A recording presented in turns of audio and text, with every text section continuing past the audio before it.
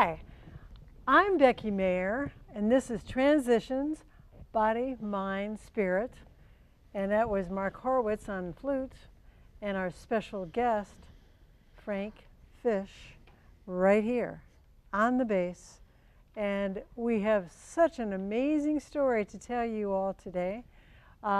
Transitions, I'd like to use the metaphor of triathlons and transitions in our own lives. In a triathlon, first you swim, get into a transition area, then you bike, and transition again, and then you run.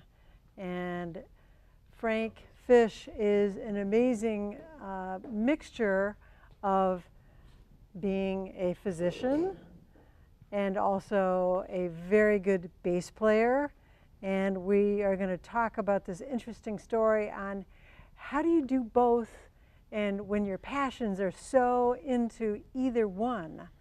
So Frank, hello. Hello. Delightful to have you here. Thank you. Thanks for having me. Yeah. All right, well, tell us a little bit about, first of all, when you began, let's say in high school, you thought you were going to be a musician, or how did that spark, that passion come to you? Well, I really played music in some fashion as long as I can remember. My father played piano, and I can remember reaching over my head to play This Old Man on the piano and figure out what note I needed to start on to make it sound right. I knew nothing about what key signatures were, but I knew if I started on that note, it sounded right. And played, did the piano lesson thing and a few guitar lessons, and played the saxophone in junior high. And in high school, I switched to bassoon. I got pretty serious about bassoon. And bassoon? Yeah, and had some scholarship offers in bassoon. And wow. I somehow ended up going to college. I was very interested in science as well, so I went to college thinking I would be pre-med, and got there and I said, no, I really don't like that whole, the way it was going, so majored in chemistry. And where was that? Small school in Indiana called Wabash College. Wabash. And played music with friends along through that, and as I was finishing, I really didn't know what I wanted to do. I thought about chemical engineering or grad school, but I was playing a lot of music, and I thought, well, maybe I'll just play music for a year and just kind of figure it out. And was all set up to do that, and had a year-long tour set up with a touring company. Yeah. And was sort of talked into applying to medical school, which I did, and then I got in, and sort of things took a very different turn all of a sudden. So it's kind of like a whim, well, I'll apply for medical school and see, or? That oversimplifies it, but I didn't think about it as seriously as I probably could have or should have. Ah, okay. All right, and where'd you go to medical school? Indiana University. Okay. In Indianapolis. Yeah. So there you are in medical school, and that takes many years, right? Yeah, it takes a lot of years, yeah. 4 years of medical school after college, 3 years doing my residency, which internship residency, and then I specialized in pediatric cardiology, so that was 3 more years. And then I specialized in arrhythmia within the cardiology work, and so that was another year of training, and then finished that, and it's time to get a job after all of that, so, which I did down here. Wow. So officially, just so we know, you're officially here, if you're comfortable saying what you do in the world of medicine, and with all this vast training. Well, I'm pretty hyper specialized. I take care almost exclusively of heart rhythm problems in children, but also in adults who have heart defects that they've grown up with, and those heart defects play a major role in the types of rhythm problems they develop as adults, which are in many ways the same as any other person might develop as they age, but take on some unique aspects because of their abnormal anatomy that they still have. And so, for example, today, my oldest patient is a new patient I saw, who's 73 years old. Wow. And my youngest patient that we took care of shortly before I came over to the studio was 2 months old. So 2 months. it's Wow. kind of a wide range. Yes, to say the least. Wow. And so part of what you do is you examine them and see what you can do to help them. Yeah, a lot of the rhythmias that we deal with, particularly in the age group and the type of population that I deal with, are there's a spot or an area within the heart that's causing the rhythm abnormality, and we put catheters in the heart and map out the heart's electrical system. If we can find where that spot is, we can deaden that tissue and in many cases eliminate the arrhythmia. Often it's cured. Is that through surgery, or how does that? Well, it's what you call a catheterization, where you go up through the blood vessels, go into the blood vessels and feed them up in the heart. And you do that? Yeah, that's always been a good chunk of my time doing that. With the catheter going up into the heart, and I've seen it on TV, and you can see what's the blockage is, and you take care of that. Is that yeah, it's very similar to that. We talk about their plumbers and electricians. I'm an electrician, so a plumber finds the narrowing, and they take pictures with dye, and they find where the narrowing of the artery is or the narrowed valve, and electricians figure out where the short circuit is and fix that. So I'm an electrician in that regard. Wow. But it's heart rhythm, so it kind of relates to the music thing too. I like to think sometimes. So it sounds like you have done all this amazing schooling, and somehow you're still called to the music part of you. And was there a little kind of mini battle of, well, should I do this, should I do that? Tell us a little bit about that. Yeah, that little mini battle has continued most of my life in a lot of lifelong. ways. Because I really find it satisfying to play music, but it's the sort of thing that at some point you have to be so single-minded about it to really get good, to be the very best that you can be. And I didn't mind that necessarily, but I always had other things that would sort of keep me from doing that as much. But it was sort of weird. I always did well in school, and I felt obligation, maybe, I don't know, to sort of do well academically, and it was always sort of yeah, a lot of times I wish I'd just played music and didn't do all the other stuff. But I have friends that are musicians that say, no, you did the right things. You should have been a doctor. Yeah. And so you were explaining that at some point you were feeling a little maybe frustrated in the doctor field. And more than a little. As I said, I probably didn't think about it as much as I wanted, and I had this conflict about, here I am in medicine, and it's a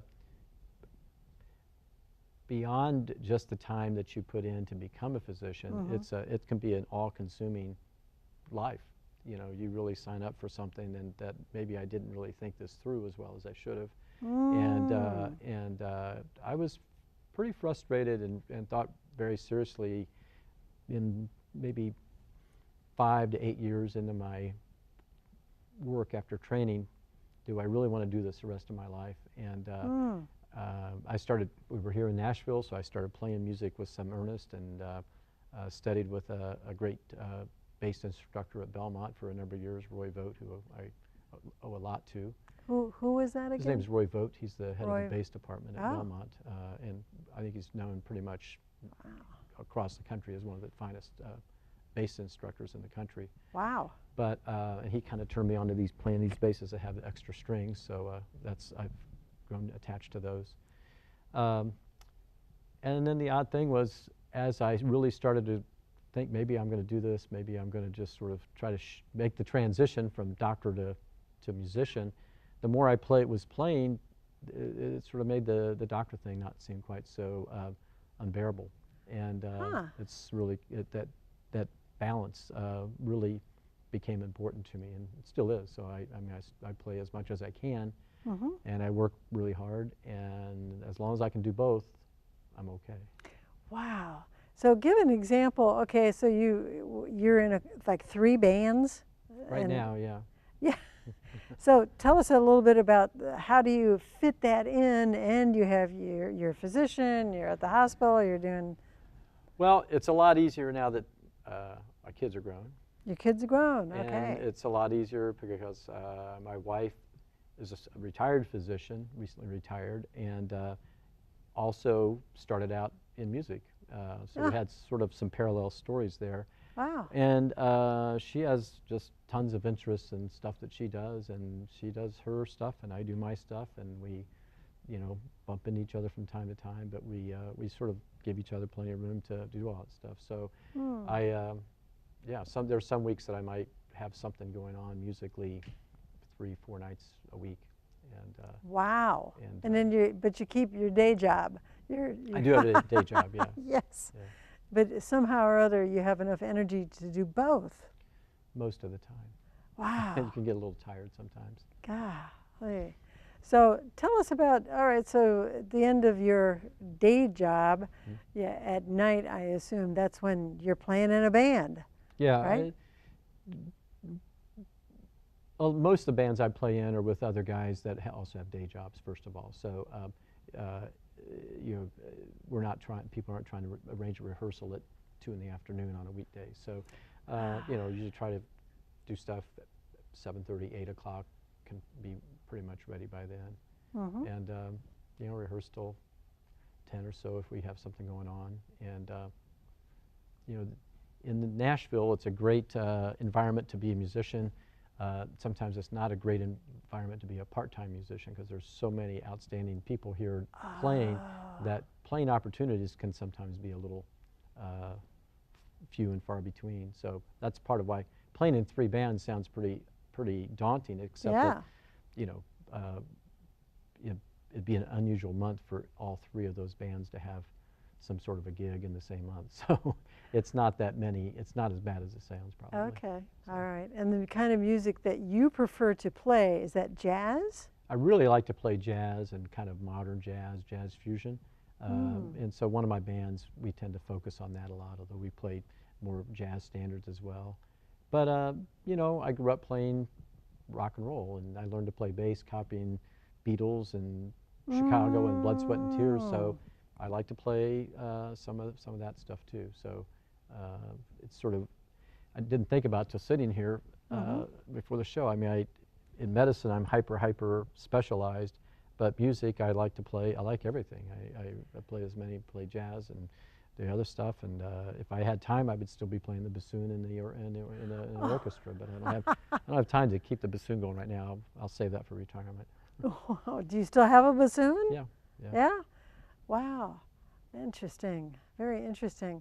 I'm fascinated by the fact that you have this bass that I've never seen with this many strings. And would you mind kind of telling the public that this has no frets and why? Tell us, what is this thing? Well, it's a 6-string fretless bass. As you said, there's no frets, so that means that much like an upright bass or a violin or a cello, you have to find the positions. It's got such a long neck, you have to have cheaters, so they're little fret marker places. But a lot of it's a combination of having fingering technique and using your ear to pull things into tune. It gives that, it's what is often referred to as a moi sound, because as you might have heard, that you can bend notes and sort of create a sound. And that sound was kind of popularized by a legendary bassist named Jaco Pastorius, who a lot of people credit for kind of changing bass as an instrument in terms of what it could do. And I always really liked that sound. So this particular bass really has that sound very well developed, and so that's the deal. As I said, having the extra strings, you see a lot of bassists in Nashville play a 5-string bass, which is just a low string that you can sometimes play a really low note. Don't use it that often. And then the upper string is kind of nice if you're soloing, because you can play up across the neck a little bit and not have to go up and down this way as much. And sometimes, I don't do as much on this bass for intonation, but my other 6-string, sometimes you can play reasonable chords, chord voicings with a 6-string bass, so you do that a little bit. So. Wow. But I don't usually, if I'm playing in a rock and roll band, I don't take these basses for those. So you will play jazz and you'll play rock and roll and all the above. When given the opportunity, yeah. Sure. And is there a favorite? A favorite. Favorite genre of? Well, the jazz fusion stuff, if I could play that full time a lot. I really like that because it's challenging and technical and a lot of notes, but it also it's sort of rock on steroids in my mind. It's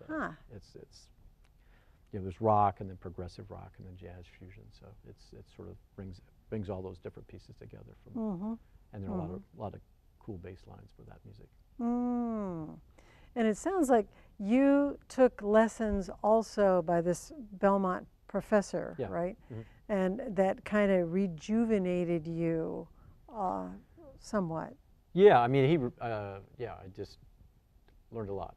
And because I was pretty much self-taught on bass. I'd taken lessons on other instruments, and bass, as are many people, just kind of picked it up and kind of, I knew enough music theory and had taken a few guitar lessons, so I knew where the notes were on the strings, and that's very, very common, I think, among people who come to bass from lots of other instruments often, but I never really took lessons, and so getting some formal instruction and picking up a lot of more knowledge about the ins and outs of jazz was really what I gained from all of that time. There seems to be a connection. We were talking about this. Maybe you can explain, what is this connection? You say you know other physicians that are doing music, that you don't think you're that unusual. I do, but and there must be something going on in the brain. What is this? Well, I mean, you know, if you believe the whole right brain, left brain notion, right? I think playing music and doing medicine have some common traits insofar as you start out with a set of kind of rules, facts, precepts that you work within, and then but you apply them in a unique way to every situation you encounter. Every piece of music is unique in its own way. Every patient is unique in its own way, and you have to sort of think on your feet creatively when you encounter a patient. How are you going to approach this particular issue with this patient? There's a lot of emphasis these days in medicine to sort of have protocols and guidelines, and for this you do this and do this, but so many people fall out of those guidelines, so they fall out of those nice niches that you really have to think creatively for each scenario, I think, to do it justice. And it's very similar to music, so I think there's a right brain, left thing that happens, and then I feel like what I do specifically, one of the reasons I really enjoy it and I think am known for doing it pretty well, is that there's also a dexterity thing.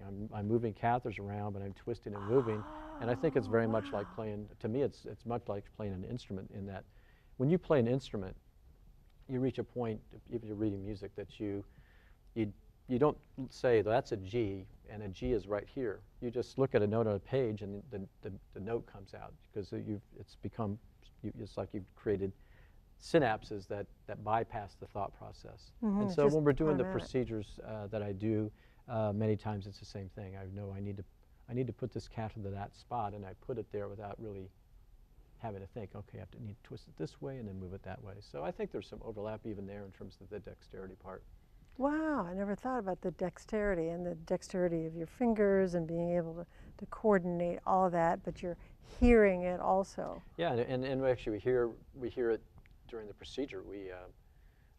You're constantly listening to the monitors because it's a rhythmic thing. You're listening to the rhythm and the beat of the heart, and when you hear little irregularities, you're sort of cued into that in an audio way. Some of the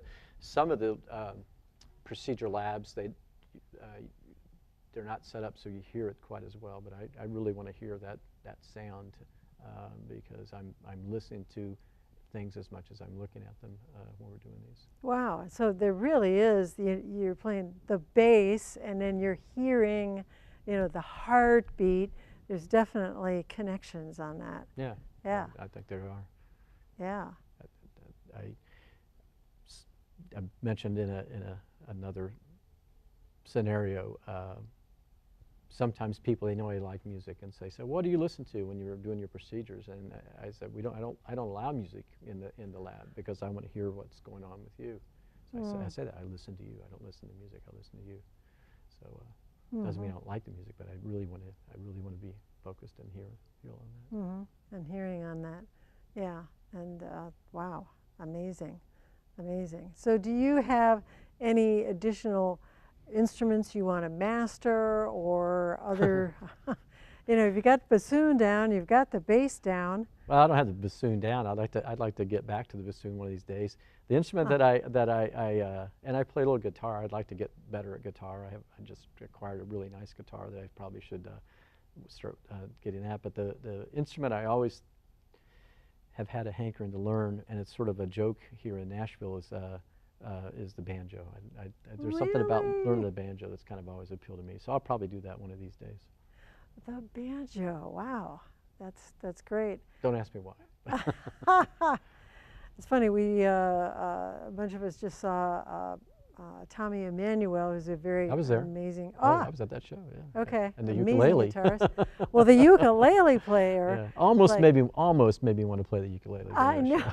I was like astounded by the ukulele player playing all these riffs. Yeah. Rock and roll riffs on a ukulele. Yeah. Forgot he was playing the ukulele there for a while. Yeah. No, that was really something. And our minister has been taking ukulele lessons, and more people I know are taking ukulele lessons. I just remember it from being a kid and hearing Hawaiian ukulele stuff. Well, there's a particularly famous bass player here in Nashville, Edgar Meyer, who won the Genius Award. I've heard him play the ukulele with another band, and he's actually quite good on the ukulele. Wow. Well, do you have any, when I think of bassoon, I think of symphony. And in fact, we will look down from our box seat watching the symphony and see the bassoon players. And that's one thing you haven't mentioned, symphony music. Well, I played symphonic music through high school. I played in Youth Symphony in Indianapolis, played in our chamber orchestra. Wabash is a very small college, and they just had a chamber orchestra. I played in the chamber orchestra. When I was in medical school for a while, I played in the Butler University Symphony, and then when we moved down here after my training, when I first took a job and finally had enough money to buy a bassoon, my wife and I both played for a few years in the Belmont University Orchestra, because at the time they needed what they called townspeople to kind of fill out some of the places. So she played oboe and I played bassoon, and I'd always played bass, but she took up the violin not long after that. So now she actually plays violin in the Nashville Philharmonic, which I would love to do that again. But like I say, those are a few more hours a day than I have right now to get that going again. So yeah, I imagine so. I have to say that for down the road. Wow. And do your kids also have this bent like you? Yeah, both daughters are pretty musical. They're both very good singers. They both have very good ears. They both have sang choirs and choruses and stuff, sang in college, both of them. And my one daughter is a pretty good pianist. She did a lot of competitions and stuff when she was in junior high school, and high school she was pretty good. So are they in medical also? That they're doing one daughter's a teacher, a middle school teacher, and the other daughter is a physician. She's here at Vanderbilt doing her residency right now. Okay, wow. Then you're just passing it on to the next generation. I guess so. Yeah.